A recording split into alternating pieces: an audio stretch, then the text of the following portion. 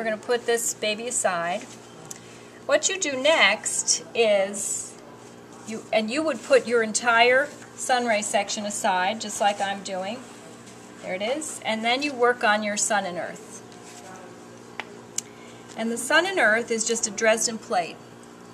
But I made the middle bigger and then use some other colors. So when I cut this out the second time, I just cut all kinds of things. I wasn't sure what I was going to do.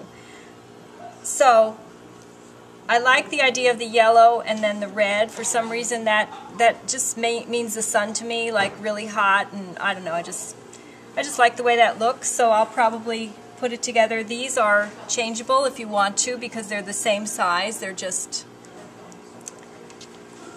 and if you want to put orange there, you know, you could do that. Not as much contrast. You could do that. So you just sew these together with a 1/4 inch seam, really simple and straightforward.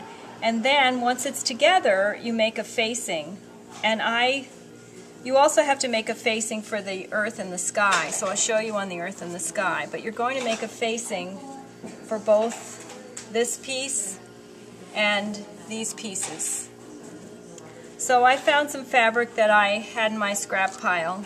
I love the fabric, and I wanted it to sort of go so that if any little teeny slivers show, then I won't be irritated. Like if I put something that absolutely didn't go, I would be irritated. Like, even though I brought this for a facing, this is not really going to go. So if it shows, it's going to irritate a person, so I would probably use that as the right side for if I was using this for a facing for the earth, because the earth needs a facing too. So when you cut out your sky and your earth, there are templates on there that work. If you bought the Marty Mitchell plastic templates, as many of you did last month, they are, you can see which ones, just match it up to the template, and you can see which one to use to make your cutting a little teeny bit easier, your tracing and cutting. And I use those same templates for this. These are the bigger, this is a bigger one, and this is a bigger one also.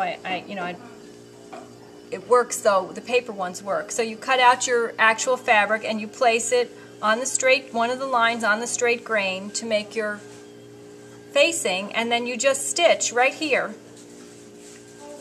to make your facing. And I did that, and then I cut it, and I turned it and pressed it, and I have my finished edge. Now, this is because, I did it this way because I find it a little bit awkward to turn a 1/4 inch curve under, and it doesn't always come out as smoothly as this does. Now this isn't perfect, but it's smoother than it would have been if I was just ironing the 1/4 inch under, so I chose this method. So I have a little facing, and I trimmed it back, and I could trim it a little more if I wanted, you know, but I don't think I have to.